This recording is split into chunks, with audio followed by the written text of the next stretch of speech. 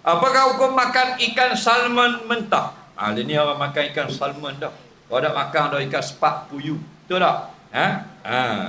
Betul tak ni? Hebat ni, bagus kita. Cakap pun cakap orang putih dah.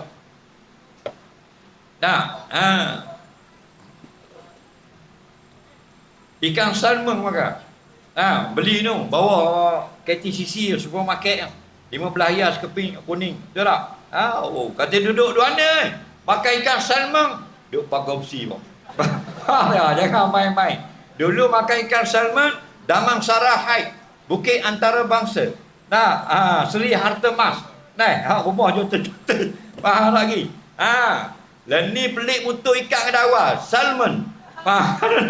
Pokoknya halal, tak ada masalah. Jangan cara hal orang. Asal dia makan halal sudah. Betul tak? Dia nak makan sedap apa, pitih dia. Kita tak usah konsep hal orang. Betul tak? Hak kita konsep ni, hak rosakkan negara, hak jual agama. Hukumnya, kalau mentah dan bersih daripada najis, makruh dan halal. Okey?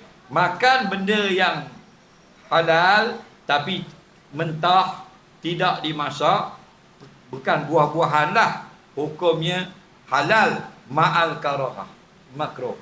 Sunat kita makan ikan, makan sutung, masak.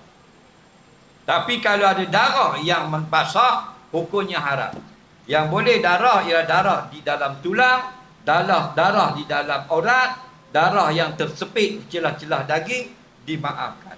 Darah yang mengalir, darah yang basah, Allah haramkan. Audaman masfuhan, atau haram juga, Allah haramkan kamu juga makan darah yang masfuh, yang mengalir. Tak boleh.